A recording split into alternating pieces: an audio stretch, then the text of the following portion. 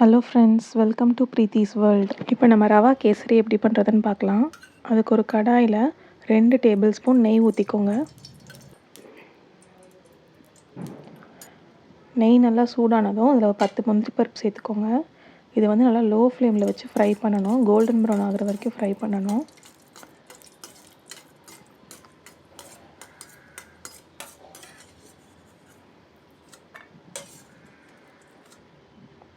இப்போ இதில் 1 கப் ரவா சேர்த்துக்கலாம்.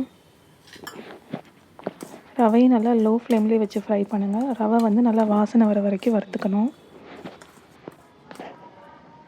இப்போ நமக்கு ரவை வந்து நல்லா வறுபட்டுருச்சு. இதை வேறு ஒரு பாத்திரத்துக்கு மாற்றிக்கலாம். இப்போ அதில் 2 கப் தண்ணி சேர்த்துக்கலாம். 1 கப் ரவைக்கு 2 கப் தண்ணி. இப்போ இதில் கொஞ்சமாக கேசரி கலர் சேர்த்துக்கிறேன். இதை நல்லா மிக்ஸ் பண்ணி விட்டுக்கோங்க. இதில் 2 ஏலக்காய் சேர்த்துக்கிறேன். உங்கள்கிட்ட ஏலக்காய் பவுடர் இருந்துச்சுன்னா அது ஒரு 1/4 டீஸ்பூன் சேர்த்துக்கோங்க.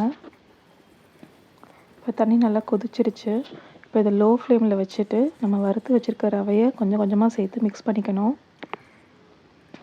இப்போ நமக்கு வந்து தண்ணி நல்லா வற்றுற வரைக்கும் ரவையை நல்லா கிண்டி விட்டுக்கிட்டே இருக்கணும். லோ ஃப்ளேமில் வச்சு தான் பண்ணணும். இப்போ நமக்கு ரவையும் நல்லா வெந்து வந்துருச்சு. தண்ணி எல்லாமே நமக்கு வற்றிருச்சு. இப்போ இதில் நம்ம வந்து 1 கப் சர்க்கரை சேர்த்துக்கலாம். 1 கப் ரவைக்கு 1 கப்லேருந்து 1.5 கப் வரைக்கும் சர்க்கரை சேர்த்துக்கலாம். நான் இன்றைக்கி வந்து 1 கப் சேர்த்துருக்கேன். இது வந்து ஸ்வீட் வந்து கொஞ்சம் மைல்டாக தாங்க இருக்கும். சர்க்கரை சேர்த்துட்டு நல்லா மிக்ஸ் பண்ணி விட்டுக்கோங்க. இப்போ நம்ம சர்க்கரை சேர்த்துருக்கனால கொஞ்சம் இலகிட்டு வரும்.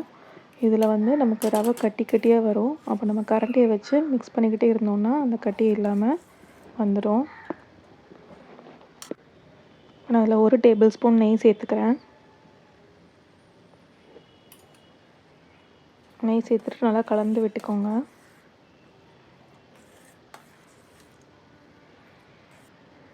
இப்போ இதில் வறுத்து வச்சுருக்க முந்திரி பருப்பையும் சேர்த்துக்கலாம். சேர்த்துட்டு நல்லா மிக்ஸ் பண்ணிக்கோங்க. அவ்வளோதான். இப்போ நமக்கு ரவா கேசரி வந்து ரெடி ஆகிடுச்சு. நீங்களும் இந்த ரவா கேசரியை ட்ரை பண்ணி பாருங்கள். உங்களுக்கு இந்த வீடியோ பிடிச்சிருந்தது அப்படின்னா லைக் பண்ணுங்கள், ஷேர் பண்ணுங்கள், சப்ஸ்கிரைப் பண்ணுங்கள். தேங்க்யூ.